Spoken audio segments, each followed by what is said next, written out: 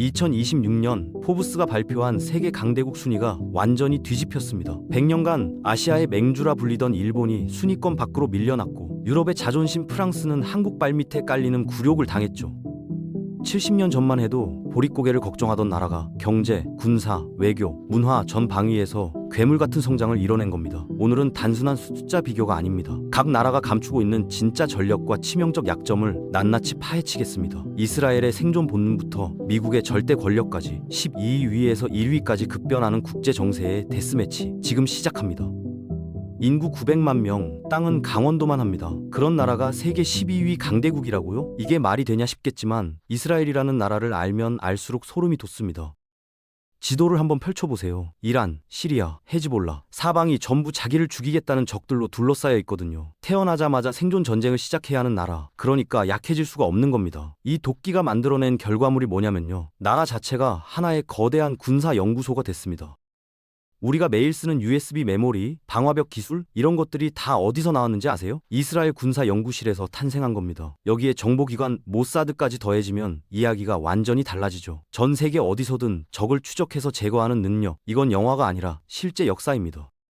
그리고 결정적으로 이스라엘은 공식적으로 핵을 보유하고 있다고 인정한 적이 없습니다. 그런데 전문가들은 최소 90기에서 최대 200기의 핵탄두가 있다고 추정하거든요. 왜 인정을 안 하냐고요? 인정할 필요가 없으니까요. 나를 건드리면 다 같이 죽는다는 무언의 압박, 거기에 아이언돔 같은 요격 시스템까지 갖추고 있으니 작지만 절대 건드리면 안 되는 고슴도치 같은 나라가 된 거죠.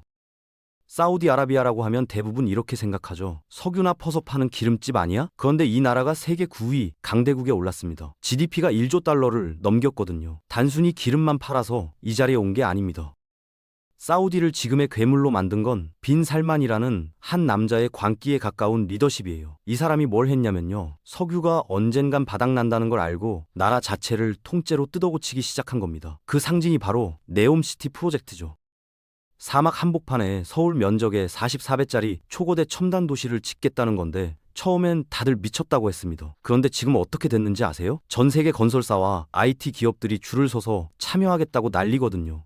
돈의 힘이 그런 겁니다. 사우디는 필요한 기술이 있으면 직접 개발하는 게 아니라 그냥 사버립니다. 외교적으로 불리하면 자본을 무기로 판을 뒤집어 버리죠.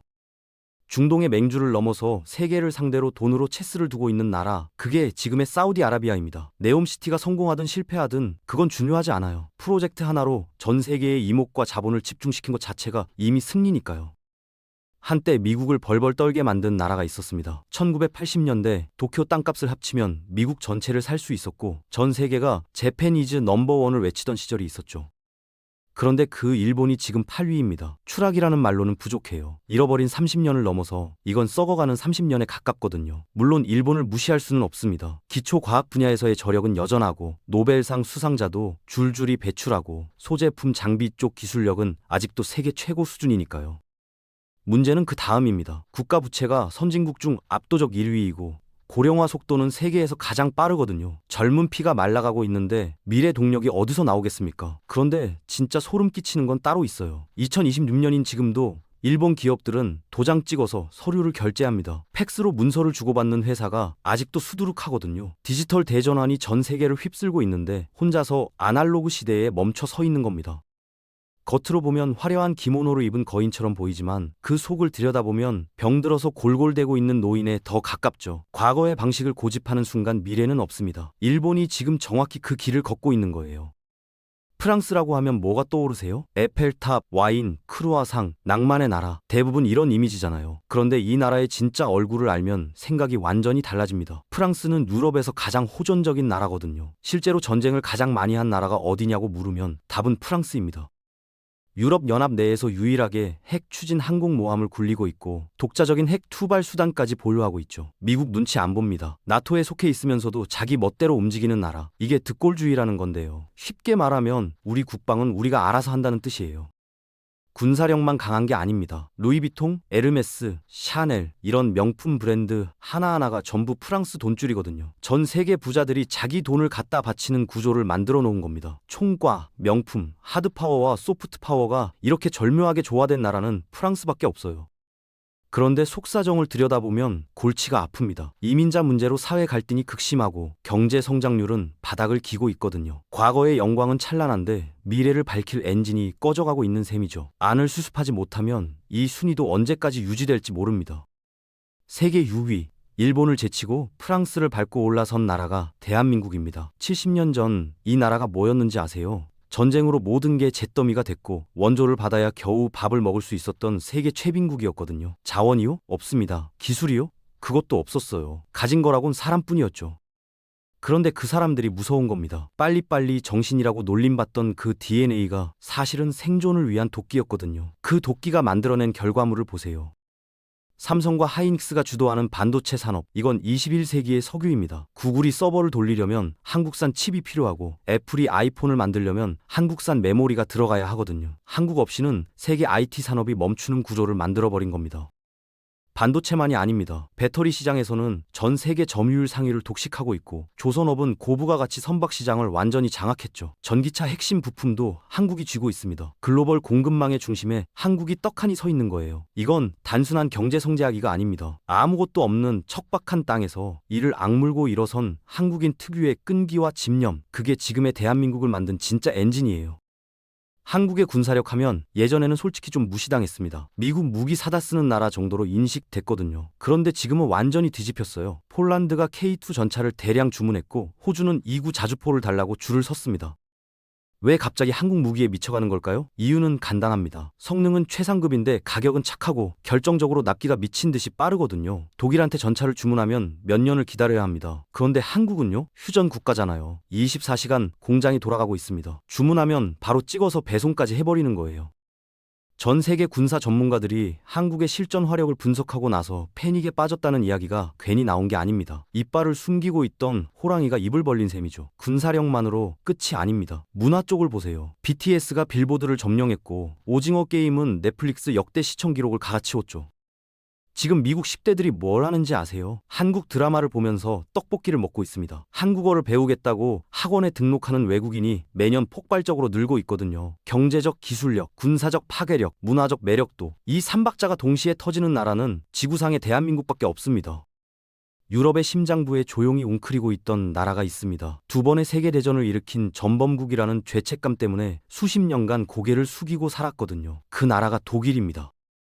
그런데 이 나라의 저력을 절대 만만하게 봐선 안 됩니다. 벤츠, BMW, 아우디 전부 독일 브랜드죠. 세계 최고의 기계공학 기술력, 이건 하루아침에 만들어지는 게 아니거든요. 수백 년간 쌓아올린 장인 정신이 산업 전체에 녹아있는 겁니다. 경제력도 어마어마합니다. 유럽에서 경제 위기가 터질 때마다 돈을 풀어서 수습하는 물주가 누구였는지 아세요? 전부 독일이었어요. 그런데 최근 분위기가 심상치 않습니다.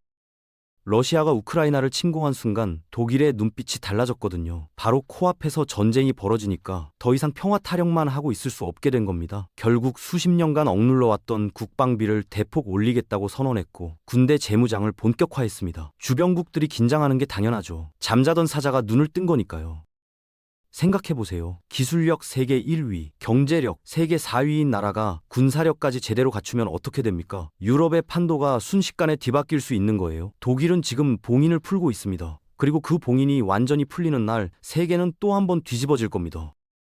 영국 하면 요즘 어떤 이미지인가요? 브렉시트로 자충수를 두고 제조업은 쇠퇴하고 한물간 나라 아니냐는 소리까지 나오잖아요. 그런데 순위를 보세요. 당당하게 세계 4위입니다. 이게 어떻게 가능한 걸까요? 비밀은 런던에 있습니다. 런던 금융가 더 시티라고 들어보셨죠? 전 세계 돈의 흐름이 이곳을 거쳐갑니다. 뉴욕 월스트리트와 쌍벽을 이루는 금융의 심장인데 영국은 이걸 수백 년간 운영해온 거예요. 파운드화의 위력도 여전하고 결정적으로 영연방이라는 보이지 않는 제국을 거느리고 있거든요. 캐나다, 호주, 인도 이런 나라들이 전부 영연방 소속입니다. 과거에 해가 지지 않는 나라라고 불렸던 그 네트워크가 아직도 작동하고 있는 거예요. 여기에 MI6를 빼놓을 수 없죠. 미국의 CIA와 맞먹는 세계 최고 수준의 정보기관인데 영국은 총칼로 싸우는 대신 정보와 돈으로 뒤에서 판을 짭니다. 전면에 나서지 않고 뒤에서 줄을 당기는 거예요. 이게 진짜 무서운 겁니다. 최근에는 AI와 핀테크, 바이오 분야에 국가적 투자를 쏟아붓고 있거든요. 제조업이 무너졌으면 첨단 산업으로 판을 갈아엎겠다는 전략이죠. 썩어도 준치란 말이 있잖아요. 영국이 딱 그겁니다. 겉으로는 늙어 보여도 속으로는 여전히 세계를 쥐락펴락하고 있는 늙은 여우예요.